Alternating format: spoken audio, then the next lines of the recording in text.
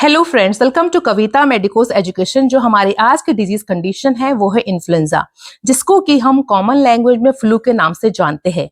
देखो, इन्फ्लुएंजा क्या होता है? इन्फ्लुएंस मतलब प्रभावित होना। तो यहाँ पर हम एक वायरस के द्वारा प्रभावित हो रहे हैं। ओके, इसकी हम डेफिनेशन देख लेते हैं। Influenza is a highly contiguous acute viral respiratory infection. मतलब ये एक खतरनाक बीमारी है, हाईली कंटीजियस है। कंटीजियस मतलब क्या होता है? जो एक पर्सन से दूसरे पर्सन में फैलती है। ओके, तो ये हाईली कंटामिनेटेड, हाईली कंटीजियस फैलने वाली बीमारी है, जो किसके कारण होता है? Acute respiratory infection. ये हमारे रेस्पिरेटरी सिस्टम में होता है और ये एक वायरस के द्वारा होता है। ओके, तो उस वायरस का नाम क्या है? Influenza virus. तो ये एक फैलने वाली बीमारी है जो हमारे रेस्पिरेटरी सिस्टम में होता है और ये एक वायरस के द्वारा होता है। उसका नाम क्या है? Influenza virus. ठीक है, affecting the nose, throat, bronchi, occasionally the lungs. ये हमारे नोज को, थ्रोट को, ब्रोंकाई को और कई बार हमारे पूरे लंग्स को भी अफेक्ट करता है। तो ये इसकी डेफिनेशन थी। ठीक है, तो इन्फ्लुएंजा क्या है? एक फैलने वाली बीमारी है जो कि एक वायरस के द्वारा होता है। वायरस का नाम है इन्फ्लुएंजा वायरस और ये हमारे रेस्पिरेटरी सिस्टम को अफेक्ट करता है, मेनली जो हमारा अपर रेस्पिरेटरी सिस्टम है। Also known as seasonal flu. इसको हम एक और नाम से जानते हैं जिसका नाम क्या है? Seasonal flu. क्योंकि जब विंटर का मौसम आता है या जब सीजन चेंज होता है उस दौरान ये अधिक देखा जाता है। It's a airborne disease that affects the respiratory tract. ये एक एयरबोर्न डिजीज है। ओके, जब एयर में वायरस फैल जाएगा तो बहुत सारे लोगों को प्रभावित कर देगा। तो ये क्या है? एक एयरबोर्न डिजीज है जो हमारे रेस्पिरेटरी ट्रैक्ट को अफेक्ट करता है। Causes of influenza flu. क्या कारण है भाई फ्लू होने के? क्यों इन्फ्लुएंजा होता है? किस कारण से होता है? तो caused by RNA virus of the family orthomyxoviridae. मैंने कहा था कि ये एक वायरस के द्वारा होता है। ठीक है, अब कुछ वायरस में जेनेटिक मटेरियल आरएनए होता है, कुछ में डीएनए होता है। तो यहाँ पर ये कौन से वाले वायरस से हो रहा है? जिनमें जेनेटिक मटेरियल क्या है? आरएनए है। और ये वायरस किस फैमिली से बिलोंग करते हैं? ये बिलोंग करते हैं ऑर्थोमिक्सोवायरिडी से बिलोंग करते हैं। अब इस वाली फैमिली में कौन से वायरस आते हैं? This is the family of RNA virus. इसमें जितने भी आरएनए वाले वायरस है, मतलब जिनका जेनेटिक मटेरियल आरएनए है, वो सारे वायरस इस वाली फैमिली में आते हैं और ये वायरस हमारे रेस्पिरेटरी ट्रैक्ट को अफेक्ट करते हैं। ये सिर्फ ह्यूमंस में नहीं होता, ये सिर्फ एनिमल्स में भी होता है, बर्ड्स में भी होता है और पिग्स में भी होता है। मतलब कि जो आरएनए वायरस है ये ह्यूमंस को इन्फेक्ट करेगा, एनिमल्स को इन्फेक्ट करेगा, जैसे कि बर्ड्स और पिग्स। ओके, हॉर्सेस इसमें आते हैं बट बर्ड्स एंड पिग्स ज्यादा है। द वायरल सबटाइप्स आर, देखो ये जो वायरस है इसके 2-3 स्ट्रेन होते हैं। 3 मतलब इसके सबटाइप है। ठीक है, तो यहाँ पर इस वायरस के 3 क्या है? सबटाइप है। पहला है इन्फ्लुएंजा वायरस ए, फिर influenza virus B, influenza virus C. पहले हम पढ़ लेते हैं इन्फ्लुएंजा वायरस में कौन से वायरस आते हैं। ये सबसे खतरनाक टाइप के जो वायरस होते हैं, मोस्ट सीवियर। ठीक है, ये पेंडेमिक कॉज करते हैं। पेंडेमिक का मतलब होता है वर्ल्ड वाइड। जैसे कि अभी कोरोना हुआ था तो पूरा वर्ल्ड उससे काफी प्रभावित हुआ था। ओके, पूरे वर्ल्ड में फैल चुका था। तो ऐसा वायरस जो पूरा वर्ल्ड वाइड हो, पूरे वर्ल्ड को अपने चपेट में ले ले, वो होता है इन्फ्लुएंजा वायरस ए। बहुत ही सीवियर होता है और इसमें जो पेशेंट है उसमें बहुत ही खतरनाक सीरियस सिम्टम्स आते हैं इसमें। और ये वायरस इतना खतरनाक होता है इन्फ्लुएंजा वायरस ए कि ये अपना स्ट्रेन मतलब अपने आप को बदल लेता है। अगर ये अपने आप को चेंज कर लेगा हर 2-3 साल में तो इसके लिए मेडिसिन बनाना बहुत मुश्किल हो जाएगा। ओके, तो ये अपने आप को चेंज करता है क्विकली और हमारी इम्यूनिटी, जो हमारी इम्यून सेल है, हमारी रोग प्रतिरोधक क्षमता है, वो उसको मार नहीं पाती है, क्योंकि ये वायरस हर 2-3 साल में अपने स्ट्रेन को चेंज करता है और इसका ब्रेकआउट होता है। ब्रेकआउट मतलब महामारी के रूप में फैल जाता है। अब देखो इन्फ्लुएंजा वायरस बी वायरस, इसमें कौन से आते हैं? रीजनल एपिडेमिक, जो आसपास के क्षेत्र में, आसपास के एरियाज में अपना प्रभाव डालते हैं। ठीक है, ये रीजनल एपिडेमिक करेंगे। इसके सिम्टम भी काफी सीरियस होते हैं और ये हर 3 से 5 साल में फैलता है। ठीक है ना, तो ऐसे ही मतलब जो इन्फ्लुएंजा है इसके बहुत बार पेंडेमिक लक्षण देखे गए हैं। एक 2009 में और एक 2021 में देखा गया है। ठीक है ना, तो यहाँ पर जो इन्फ्लुएंजा वायरस बी है ये पेंडेमिक नहीं करता है, एपिडेमिक करता है। इसके भी लक्षण बहुत सीवियर आते हैं और ये हर 3 से 5 साल में फैलता है। फिर है इन्फ्लुएंजा सी वायरस, जो ये ए और बी है। ये दोनों को ही प्रभावित करते हैं, मतलब एनिमल्स को भी प्रभावित करते हैं और ह्यूमंस को भी। जो इन्फ्लुएंजा वायरस सी है ये हल्का फुल्का अपना इफेक्ट डालता है, ये वीक वायरस है, ओके। ये ह्यूमंस को प्रभावित नहीं करता है। अब हम देख लेते हैं एपिडेमियोलॉजिकल फैक्टर, मतलब कहाँ कहाँ पर ये फैला है, क्या इसका इंक्यूबेशन पीरियड है, कैसे ये फैलता है, किन लोगों को ये फैलता है। तो एपिडेमियोलॉजिकल फैक्टर में पहले हम बात करते हैं मोड ऑफ ट्रांसमिशन, कैसे जो फ्लू है वो फैलता है। पहला है ड्रॉपलेट इन्फेक्शन, ठीक है। जब हम किसी से बाय कफिंग, स्नीजिंग और टॉकिंग, अगर किसी व्यक्ति को फ्लू है, ठीक है, वो खांस रहा है, बातें कर रहा है, छींक रहा है और हम भी उसके आसपास खड़े हैं, तो उसके जो मुंह से निकलने वाली लार है उसके वायरस एयर में फैल जाएंगे, ठीक है। तो जैसे हम वहां पर सांस लेंगे तो हमारे अंदर भी आ जाएंगे। तो ड्रॉपलेट इन्फेक्शन पहला है। दूसरा है डायरेक्ट कॉन्टेक्ट, मतलब कि with contaminated surfaces fomites and then touching the mouth, nose and eyes, okay. अगर किसी व्यक्ति को इन्फ्लुएंजा है, उसने वहां पर खांसा, ठीक है, उसका सिक्रेशन वहां पर निकला या उसने वॉमिट वहां पर करा और कोई लार की बूंदे आसपास के जो उसके यूटेंसिल्स है, मतलब उसके आसपास जो भी सामान है उसमें वो फैल जाता है।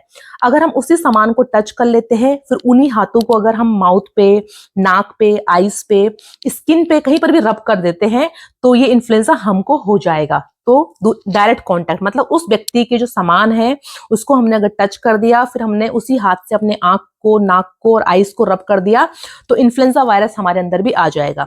दूसरा इंक्यूबेशन पीरियड। इंक्यूबेशन पीरियड का मतलब होता है जिस टाइम पे वायरस बॉडी के अंदर आता है, ठीक है, और जब ये अपने लक्षण दिखाता है उस पीरियड को बोलते हैं इंक्यूबेशन पीरियड।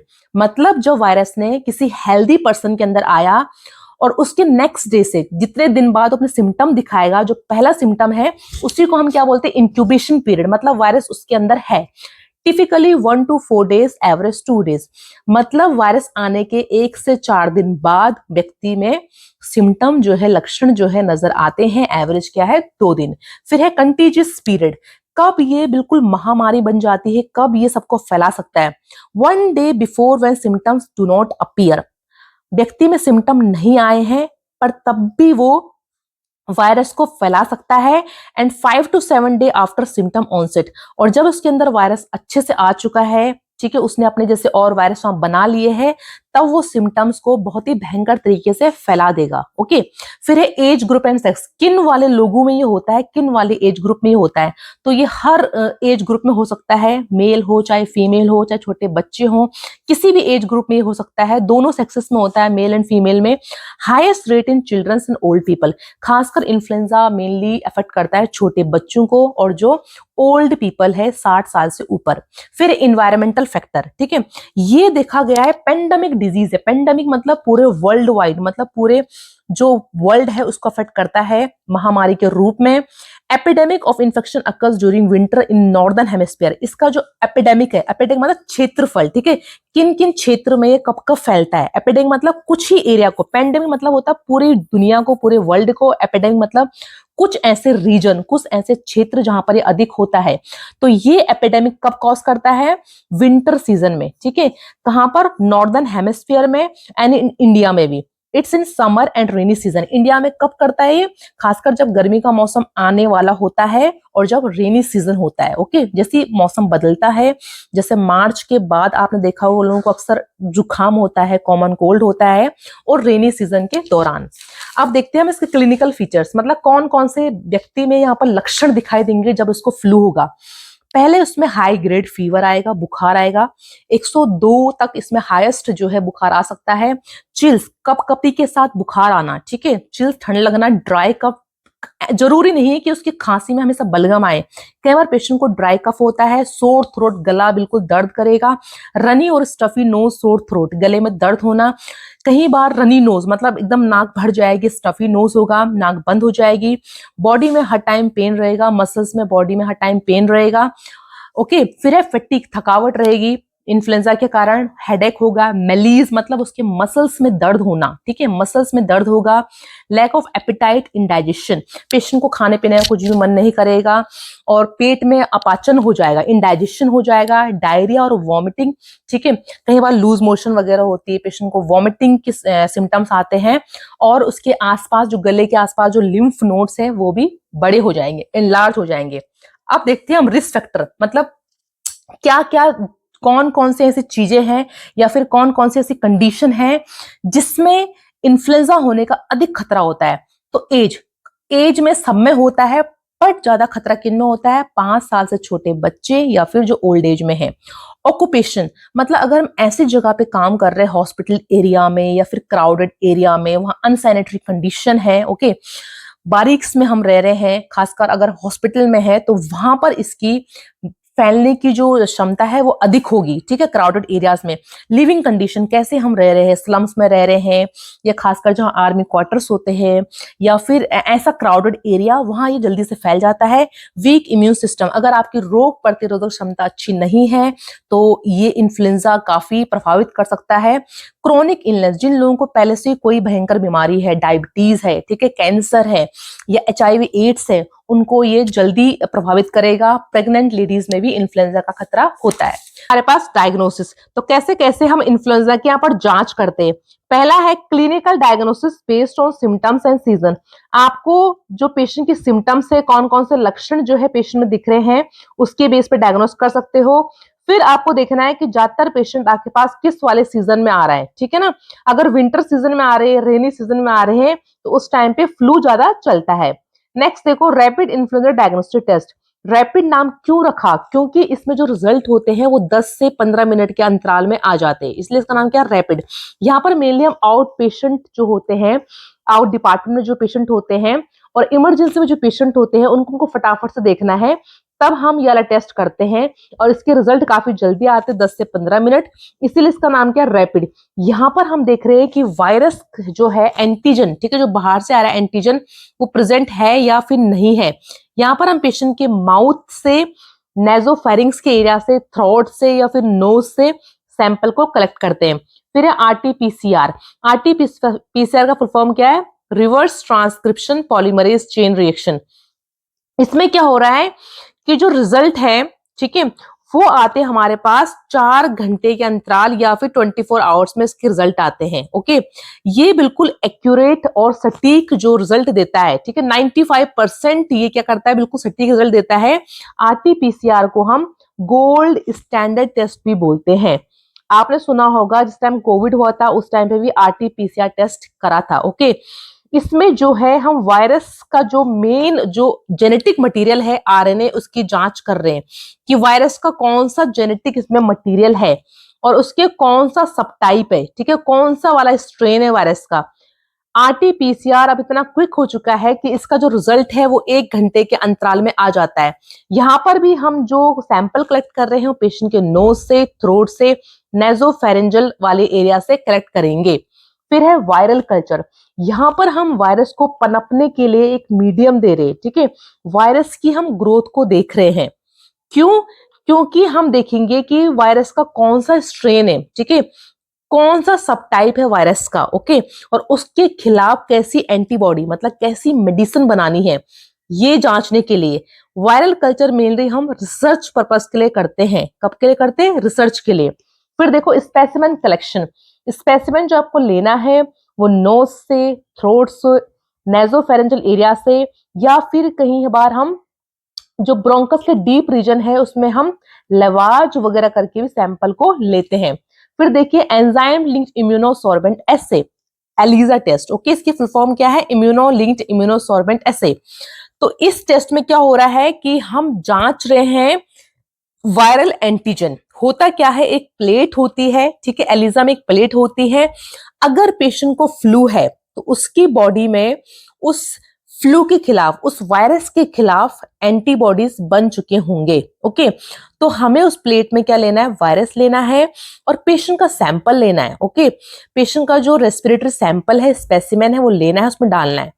तो अगर पेशेंट के सैंपल में ऑलरेडी एंटीबॉडीज बनी हुई है और वो उस एंटीजन से, जो एंटीजन जो वायरस हमने बाहर से रखा था, अगर वो उससे बाइंड हो जाता है, उससे मिल जाता है और वहां पर वो एक कलर शो करता है, ठीक है ना, वहां पर एक कलर शो करता है। अगर एंटीजन मतलब जो वायरस है और जो एंटीबॉडी जो सैंपल से हमें मिला है, अगर वो आपस में मिल जाते हैं, इसका मतलब पेशेंट को क्या है? फ्लू है।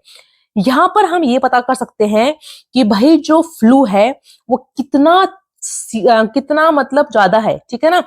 वो कलर बैंड जितना डार्क होगा मतलब उतना ही ज्यादा पेशेंट में फ्लू है, ठीक है, उतना ही ज्यादा पेशेंट के अंदर वायरसेस प्रेजेंट है।